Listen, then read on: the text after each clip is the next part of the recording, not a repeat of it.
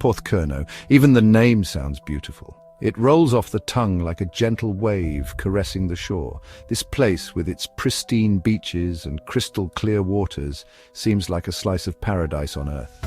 A jewel of Cornwall, azure waters lap gently at the white sand. The sun casts a golden hue, making the waters sparkle like 1,000 diamonds. It's a scene straight out of a dream, where the worries of the world seem to melt away. The air is sweet with salt and the cries of gulls. Their calls echo across the bay, mingling with the rhythmic sound of the waves. It's a symphony of nature, a melody that soothes the soul. Tourists flock here, they seek solace in its beauty. Families build sandcastles, children splash in the shallows, and couples walk hand in hand, lost in the magic of the moment. It's a place where memories are made, where time seems to stand still. They are oblivious. They do not know the darkness that sleeps beneath, the shadows that lurk just out of sight. For Porthcurno, with all its beauty, harbors secrets, secrets that have been buried deep, hidden from the prying eyes of the world. Porthcurno harbors a secret, a past shrouded in whispers and fear.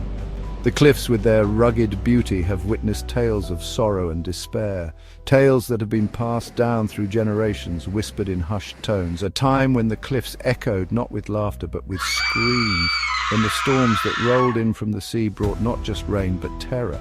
The very air seemed to crackle with malevolence, as if the elements themselves were conspiring against the inhabitants, a time when the sea was not a source of joy but of terror, when the waves that crashed against the shore carried with them the weight of untold horrors. The ocean, with its vast expanse, seemed to hold a grudge, its depths hiding secrets that were best left undisturbed. This is the story of the Porthcurno witches and the storms they conjured. Women who were said to have powers beyond comprehension, who could command the very elements. Their presence was both feared and revered, their legacy etched into the very fabric of the land. This idyllic haven holds a sinister history, a past written in fear and blood. The stones, weathered by time, bear silent witness to the events that unfolded here. Events that have left an indelible mark on the landscape. The very stones whisper of it. Listen closely. If you stand still, you can almost hear the echoes of the past, the faint murmurs of those who once walked these shores, their stories carried on the wind. Can you hear them? The whispers of the witches. They speak of a time long gone, of a world that was both beautiful and terrifying, a world where magic was real and the line between reality and myth was blurred. They say the coven was formed centuries ago. Outcast women drawn to the raw power of the coast. They lived in the shadows of the cliffs, shunned by the villagers, feared for their strange ways. They worshipped ancient gods, old and powerful beings of the sea and storm. Their rituals were a secret, whispered of in hushed tones. They were said to dance naked beneath the moon. Their laughter carried on the wind, chilling the blood of any who heard. These were not the women of fairy tales with pointy hats and broomsticks. These were creatures of the wild. Their magic was as fierce and untamed as the sea itself, and just as deadly. Deep within the cliffs, hidden from prying eyes, lay their sanctuary, a cavern carved by the relentless sea. The air hung heavy with the scent of salt and something ancient, something primal. This is where they met. Under the ghostly light of the moon, their rituals were a spectacle of the senses. Chanting voices echoed off the damp walls. The rhythmic pounding of drums vibrated in your chest. They danced with wild abandon, their bodies painted with strange symbols, a frenzy of movement and sound. At the heart of it all burned a fire, but this was no ordinary fire. This fire was alive, fed by driftwood and secrets, and something more, something dark and powerful pulsed within the flames. This was the source of their power. The tempestuous pact, dark magic and the sea's fury. The witches of Porthcurno made a pact with the sea itself. They offered it sacrifices. In return, they could control its fury. Summon storms at will. Their power was absolute and terrifying.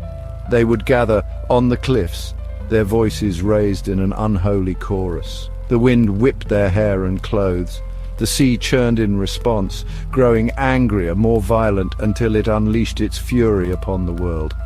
Ships were smashed against the rocks, dragged down to the depths, their crews lost to the waves. The villagers whispered of vengeance, of jealousy, of the witches' insatiable hunger for power, but no one dared to speak against them, not openly. Whispers of dread, fear and superstition in Porthcurno. Fear was a constant companion in Porthcurno. It was not just a fleeting emotion, but a pervasive presence that seeped into every corner of the village. The villagers lived in a state of perpetual anxiety, always looking over their shoulders, always expecting the worst. It clung to the village like the sea mist, wrapping itself around the homes and hearts of the people. The mist was thick and impenetrable, much like the fear that gripped the villagers. It was as if the very air they breathed was tainted with dread. The villagers lived in the shadow of the witches, their lives dictated by superstition and dread. Every shadow was a potential threat, every rustle in the bushes a sign of impending doom. They believed that the witches had the power to control their fate, and this belief governed their every action. Every storm was seen as a sign of the witches' wrath. The howling winds and crashing waves were interpreted as expressions of their anger. The villagers would huddle together in their homes, praying for the storm to pass, hoping that they had not done anything to incur the witches' ire. Every ill wind, a curse. The villagers believed that the witches could manipulate the weather to their advantage, using it as a tool to punish those who had wronged them. A sudden gust of wind could send shivers down their spines, a reminder of the witches' ever-present influence. Mothers clutched their children close, whispering prayers for protection. They would tell their children stories of the witches, warning them to stay away from certain places and to always be on their guard. The fear was passed down from generation to generation, a legacy of dread. Fishermen refused to go out to sea, not when the whispers on the wind spoke of the Witches' Sabbath. They believed that the witches held their gatherings on stormy nights, and to venture out during such times was to invite disaster. The sea, once a source of livelihood, became a place of danger and uncertainty. Even the bravest souls avoided the cliffs at night. The cliffs were said to be haunted by the spirits of those who had fallen victim to the witches. The sound of the waves crashing against the rocks was like a mournful wail, a reminder of the lives lost to the witches' malevolence. The air itself seemed to crackle with unseen energy. It was as if the very atmosphere was charged with the witches' power, a tangible reminder of their presence. The villagers could feel it in their bones, a tingling sensation that set their nerves on edge. And the laughter, that chilling laughter, seemed to echo in your very bones. It was a sound that could freeze the blood, a reminder of the witches' cruelty. The villagers would hear it in the dead of night, a haunting melody that filled them with terror. It was said that to see a witch was to invite misfortune. The mere sight of one could bring about a series of unfortunate events, from illness to crop failure. The villagers would avoid looking directly at anyone they suspected of being a witch, fearing the consequences of such an encounter. To look into their eyes was to see your own demise. The villagers believed that the witches had the power to curse anyone who met their gaze. It was a fear that kept them in a constant state of vigilance, always wary, always afraid. The Vanished Souls, a litany of tragedy. The sea around Porthcurno is littered with wrecks, a graveyard of ships claimed by the unforgiving depths. Each ship tells a story of hope and despair, of journeys that began with dreams and ended in tragedy. The waters here are a silent witness to countless lives lost, dreams shattered, and families left in mourning. Some say it is the work of the treacherous currents. These currents, unpredictable and fierce, have been the bane of sailors for centuries. They twist and turn, pulling ships off course, dragging them towards the jagged rocks that lie in wait beneath the surface. Mariners, seasoned and novice alike, have found themselves at the mercy of these relentless forces, their vessels torn apart in the blink of an eye. Others whisper of a darker force at work.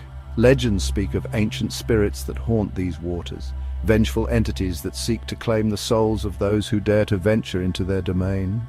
These tales, passed down through generations, tell of ghostly apparitions seen on stormy nights, of eerie lights that lure ships to their doom, and of voices carried on the wind calling sailors to their watery graves. Fishermen told tales of sudden storms appearing out of nowhere, dragging their boats beneath the waves. These storms, fierce and unrelenting, would descend upon the unsuspecting fishermen with little warning. Their boats tossed about like toys in a child's bath. Many a brave soul has been lost to these tempests, their cries for help swallowed by the roaring winds and crashing waves. Merchants spoke of ships vanishing, sails swallowed whole by the hungry sea, leaving no trace but floating debris and whispered tales of terror. These disappearances, shrouded in mystery, have given rise to countless theories and speculations. Some believe the ships were taken by pirates, their crews forced into a life of servitude. Others think they were pulled into another dimension, lost forever in the mists of time. And then there were the disappearances, not just of ships, but of people. Men, women, and children vanishing without a trace, their fates unknown. These disappearances have left a dark cloud hanging over the community, a sense of dread that permeates the very air. People vanished, swallowed by the night, leaving behind only fear and unanswered questions. Families torn apart, friends left to wonder what happened to their loved ones. The village, once a place of laughter and joy, now echoes with the silence of those who are no longer there. A child playing too close to the cliffs, gone. The cliffs, with their sheer drops and hidden dangers, have claimed many lives. Parents warn their children to stay away, but the allure of the cliffs is too strong for some. One moment of carelessness and a life is lost. A young woman walking home alone, never to be seen again. The paths and roads, once safe and familiar, now hold an air of menace. Every shadow, every rustle of leaves, a reminder of those who have disappeared. The whispers blamed the witches, their hunger insatiable, their thirst for power unending. These witches, said to dwell in the dark forests and on the cliffs, are believed to have made pacts with dark forces, trading souls for power. Their presence, a constant source of fear and suspicion, has cast a long shadow over the land.